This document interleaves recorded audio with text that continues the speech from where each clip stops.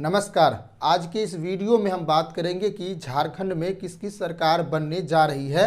पहले और दूसरे चरण के चुनाव के बाद अब ये तय हो गया है किसकी सरकार बन रही है।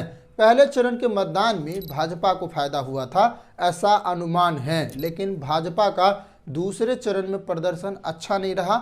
जो रिपोर्ट्स आ रही है उसमें यह साफ दावा किया गया है कि दूसरे चरण के मतदान में भाजपा को हार का सामना करना पड़ सकता है।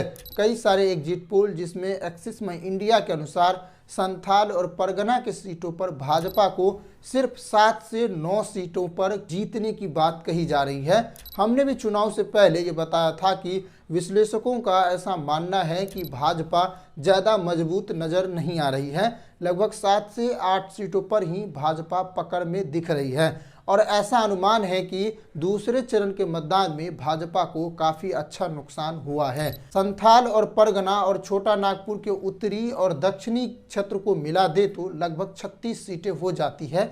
ये आदिवासी बहुल इलाका है और इसे झामुमो का गढ़ भी कहा जाता है। पिछले साल के विधानसभा चुनाव में झामुमो को यहाँ से 13 सीटें मिली थी और उनके सहयोगी दल कांग्रेस को 8 सीटें मिली थी। कुल मिलाकर संथाल और परगना के क्षेत्रों में इस बार भी यही नतीजे दोहराने वाले हैं और सोरेन की सरकार बन सकती है।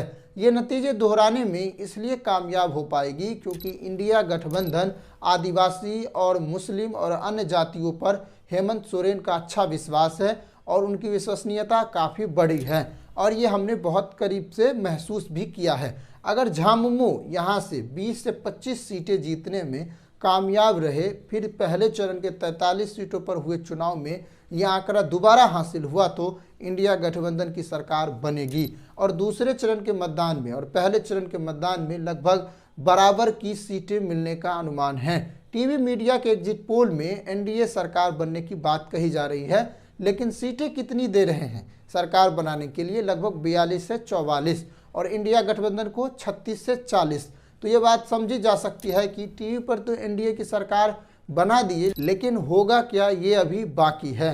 इस बार के चुनाव में टक्कर का मुकाबला है, बहुत करीबी लड़ाई है और फिर जो रिपोर्ट्स आ रही है उसमें इंडिया गठबंधन आगे नजर आती दिख रही है, वो चुनाव जीत रही है। विभिन्न वेबसाइट्स और रिपोर्ट्स के मुताबिक इंडिया गठबंधन को बढ़त मिल रही है। भाजपा ने जो नारा दिया बटेंगे तो कटेंगे, इससे जो मुस्लिम समुदाय के लोग थे वो शुरू में ही डर गए और वो इंडिया गठबंधन के खेमे में चले गए। झारखंड में मुसलमानों की कुल आबादी 14% है। भाजपा के इन नारों से जैसे बांग्लादेशी घुसपैठ, हिंदू एकता, एक है तो सेफ है, बटेंगे तो कटेंगे, मुस्लिम वोटर इंडिया में जाकर मिल गई।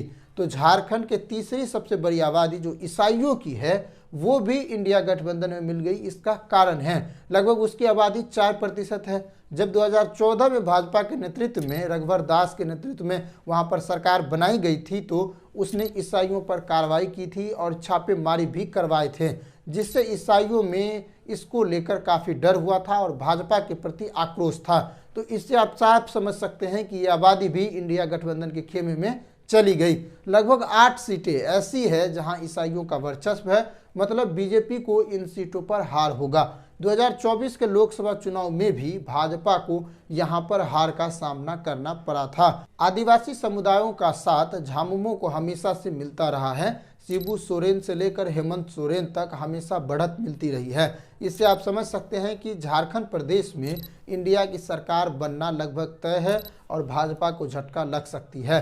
वहीं बीजेपी को सिर्फ हिंदुत्व का नारा जैसे घुसपैठ का मुद्दा ही उसे वोट दिलवा सकता है, बटेंगे तो कटेंगे ही उसे वोट दिलवा सकता है। लेकिन ये रिपोर्ट कहती है कि भाजपा का ये नारा झारखंड में उतना असर नहीं कर पाई जिससे एक जोरदार लाभ मिले, लेकिन इसका असर हुआ है, कुछ तो हुआ है और भाजपा को इससे फायदा जरूर होगा। साल 2019 में एक्सिस में इंडिया ने कहा था कि यहाँ झामुमो गठबंधन की सरकार बनेगी। बहुत सारे पोल में ये बात कही गई थी और उस साल ये बहुत हद तक बात सही भी निकली। इस बार के मुकाबले पर एक्सिस में इंडिया ने कहा लगभग 49 से 59 सीटें इंडिया गठबंधन को मिल सकती है। वहीं चाणक्य और टाइम्स नाउ जेबीसी ने 36 से 40 सीटें मिलने का अनुमान लगाया है, लेकिन ये फाइनल तो नहीं है। 40 तक अनुमान है, फाइनल में उलट पलट हो सकता है और ये मामला बदल सकता है। एग्जिट पोल का कोई भरोसा नहीं होता है, लेकिन आप इन आंकड़ों को ध्यान से देखिए। हरियाणा मध्य प्रदेश के चुनाव में कांग्रेस भारी सीटों के साथ जीत रही थी। किसमें? एग्जिट पोल में। और एग्जिट पोल के नतीजे कुछ और थी और परिणाम जब आए तो एकदम से बदल गया और उल्टा हो गया और सरकार नहीं बन पाई। तो एग्जिट पोल पर ध्यान नहीं दे सकते हैं आप। तो ऐसा हो सकता है कि लगभग 42 से 45 सीटों पर झामुमो और कांग्रेस तो आराम से जीत जाए और सीटें इधर उधर हो, ये संभव है। लेकिन इस बार भी इंडिया गठबंधन की सरकार बनना लगभग तय है, जो रिपोर्ट्स और जो आंकड़े और जो स्थितियां झारखंड की बता रही है। मतदान समाप्त होने के बाद हेमंत सोरेन ने अपने कार्यकर्ताओं से कहा, अभी लड़ाई बाकी है, 23 नवंबर तक उत्साह और धैर्य बनाए रखने की बात कही है। हेमंत सोरेन ने अपने कार्यकर्ताओं को आगाह करते हुए कहा, हमें हर पल बीजेपी की साजिशों को नाकाम करना है। झारखंड मुक्ति मोर्चा के प्रवक्ता ने कहा कि इंडिया गठबंधन को 59 सीटें मिलेगी और हम फिर से सरकार बनाएंगे। दूसरी तरफ भाजपा के प्रदेश प्रवक्ता ने झामुमो की प्रेस कॉन्फ्रेंस का पलटवार किया और कहा, जब तक परिणाम नहीं आते तब तक झामुमो ख्वाबों में रह सकती हैं। झामुमो कुछ भी कर ले लेकिन हार की जिम्मेदारी ईवीएम पर देने की तैयारी कर लें।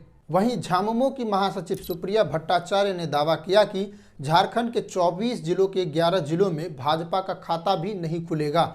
भाजपा पर पलटवार करते हुए भट्टाचार्य ने कहा कि जो बुद्धिजीवी ज्यादा बोलते हैं वही लोग वोट में पीछे रह जाते हैं। तो अभी चुनाव समाप्त होने के बाद एक दूसरे पर वार पलटवार हो रही है। सबको लग रहा है कि हम जीत रहे हैं तो हम जीत रहे हैं, लेकिन झारखंड की जनता ने बंद पिटारी में अपना फैसला सुना दिया है। आपको हमने अपनी बातें बता दी हैं, अब आपकी बारी है कि आप कमेंट करके अपनी बातें हमें बताइए। लेकिन आप सोचिए कि झारखंड मुक्ति मोर्चा के साथ किसका किसका साथ मिल रहा है।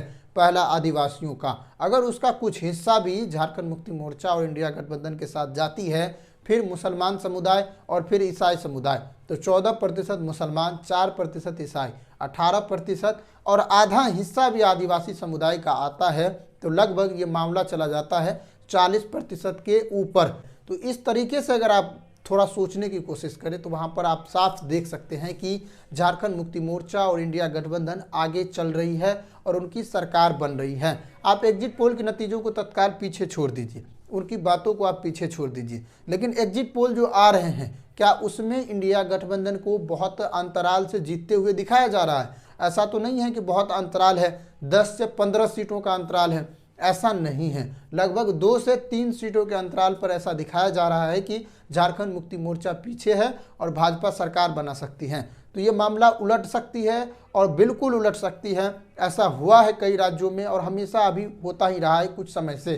तो आप यह देख सकते हैं कि इंडिया गठबंधन की सरकार आ सकती है, उनकी सरकार बनेगी, हेमंत सोरेन दोबारा मुख्यमंत्री पद का शपथ ले सकते हैं और आप ये नतीजे देखेंगे। लेकिन आप क्या सोचते हैं कि किसकी सरकार बनने जा रही है? अभी तक के आंकड़ों और खुलासों से यही पता चलता है कि झारखंड मुक्ति मोर्चा और इंडिया गठबंधन आगे चल रही है। भाजपा को दूसरे चरण में थोड़ा सा घाटा हुआ है, लेकिन पहले चरण में उसे निश्चित तौर पर फायदा हुआ है और उनका मुकाबला जोरदार होने वाला है। तब तक आप देखते रहिए सान इंडिया। नमस्कार, जय हिंद।